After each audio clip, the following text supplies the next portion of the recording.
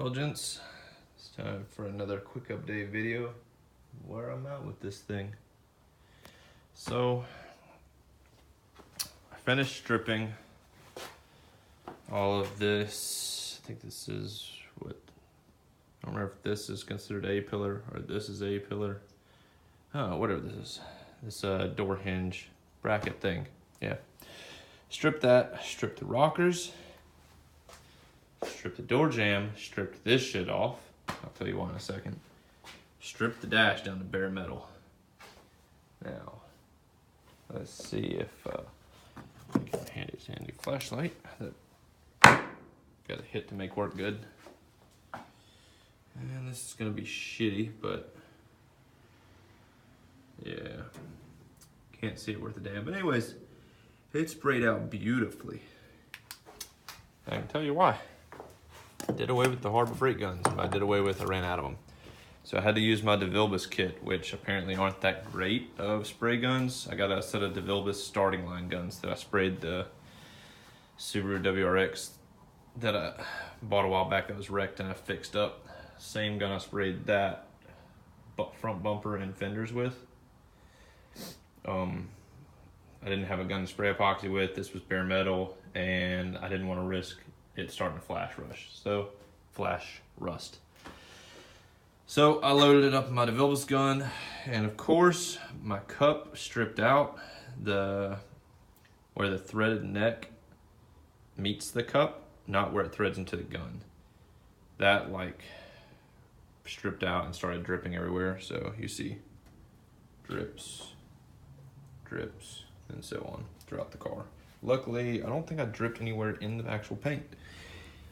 But anyways, so in prepping all this, we went to blow the car off, and I was really hoping that maybe because, you know, this lip actually got scuffed with not only Scotch-Brite, but sandpaper, because I sanded it out before I applied Bondo, I believe. Or I scuffed it real good before applying the Bondo onto it. Or no, before I epoxied it, because I threw the Bondo straight over the epoxy right after spraying it, so it could do a chemical bond. It was within the spray period. And anyways, blowing this off, blew the Bondo straight off. So I went ahead and wire wheeled everything down to bare and epoxied it. Also, obviously, you see, I laid filler down today since I sprayed yesterday. So filler's been laid on this side, in the door jamb area, and I laid some fiber strand down here because there's a dip that I'm probably not gonna fix because I don't know why I didn't realize it before. I don't have the dent puller tool, like slide hammer. I have a slide hammer, but I don't have the little piece that hooks onto a little tab that you weld on. I'd have to buy it. I don't really have any other dents. This is down low on the rocker. It won't be noticed all that much, I don't think. I think it was covered by the chrome trim piece before, but I'm not doing chrome trim on this car anymore. Doing away with any seams, I'm doing away with any chrome, if possible, and just paint it. So that's gonna stay.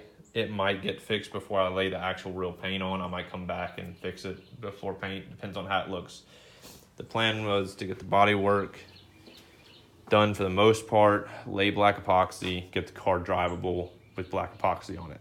And then I'll come back and block sand bits and pieces on the car as I go and just lay it black epoxy back over it and wet sand it to blend it back in, or whatever I need to do to blend it back into where I don't have to keep spraying the whole car, hopefully.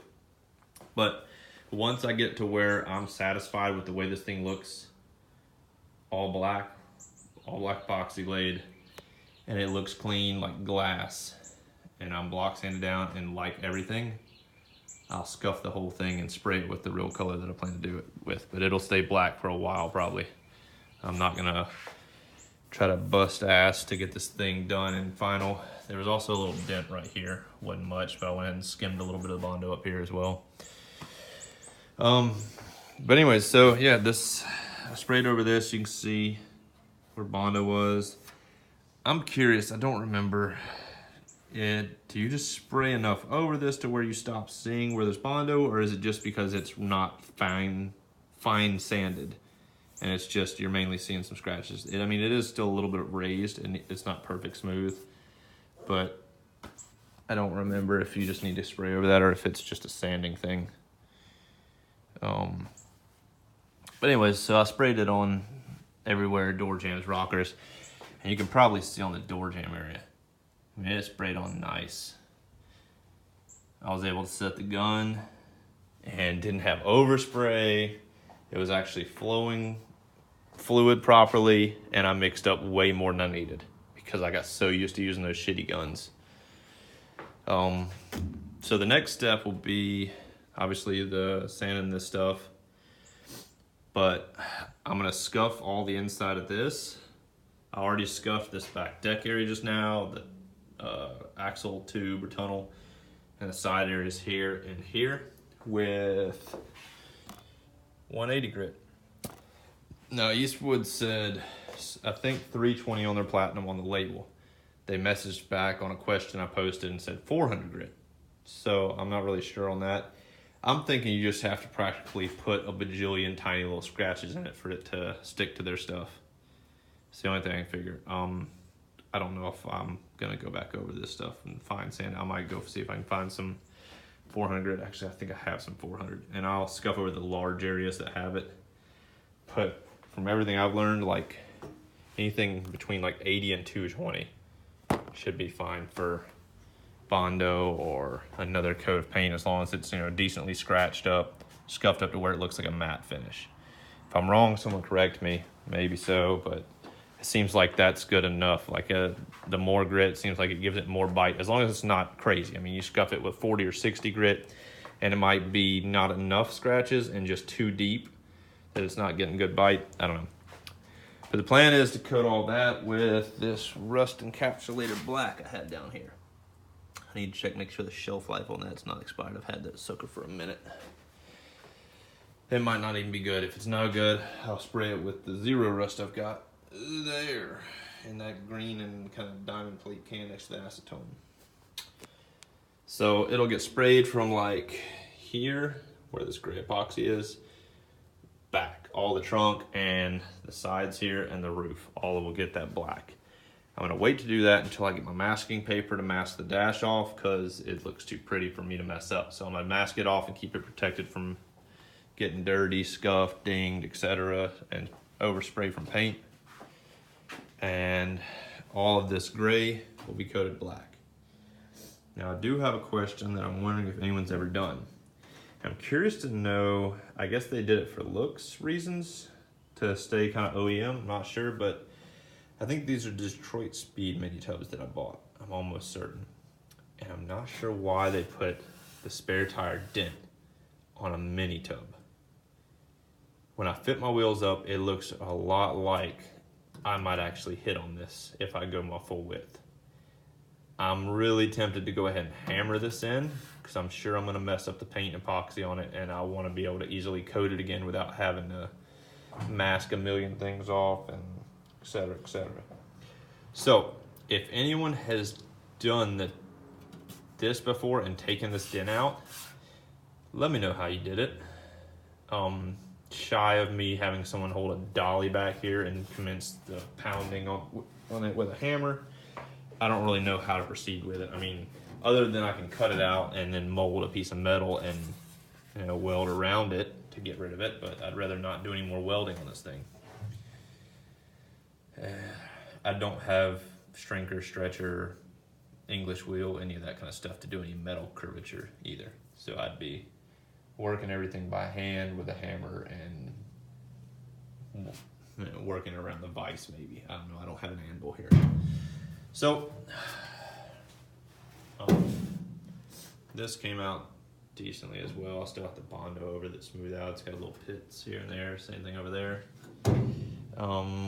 Once I get this sprayed and taken care of, I can bolt my trunk up.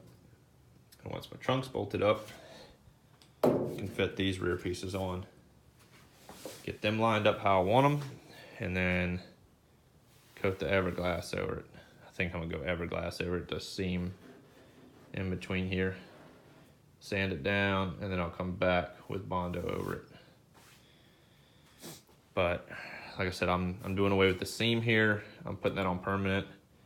I'll need to get, I guess, some kind of lock washers, or not lock washers, but locking nuts, I guess, like Teflon nuts to go on the backs of those. They come with the big, like, flanged washer nuts or whatever on them, but I don't think I have all of them, and I don't know if those actually lock in place all that great. It might, but I don't want them to come out, and I'm hoping the Everglass will kind of help glue it in place. Another thing I decided, I got a friend of mine that's a machinist. I'm hoping he can hook me up with some parts to jig up this rear end. I talked before about doing this. I did discover earlier that I was going to use this front one because this housing being pretty beefy looking compared to the other one. But if you look down here, hopefully you can see it in the camera, this tapers. This is 3-inch. This steps it up about 2/1000 of an inch. So I won't be using that because my brackets won't fit it. Brackets will have to slide over the tube, and this is too big. And I don't have a mill to take off the extra difference.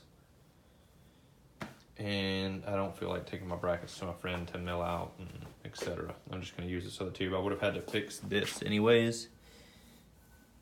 And I'm kind of sketch about this tube since the way it looked inside as well. It was eating up some.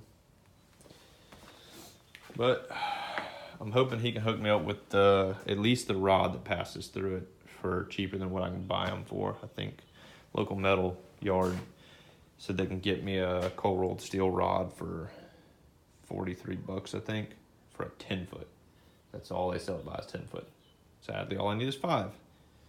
So maybe someone else down here needs a 1.25-inch steel bar stock, and I can sell them the other 5-foot. But anyways, that's where it's at. Once I get this body work taken care of on this rear section, the doors are going to be going back on, fenders are going to be going back on, because I'm sure I'll have some weld work to do on this gap right here. So I hope to have all the spraying inside the car taken care of, so I don't have to worry about the doors getting in my way anymore.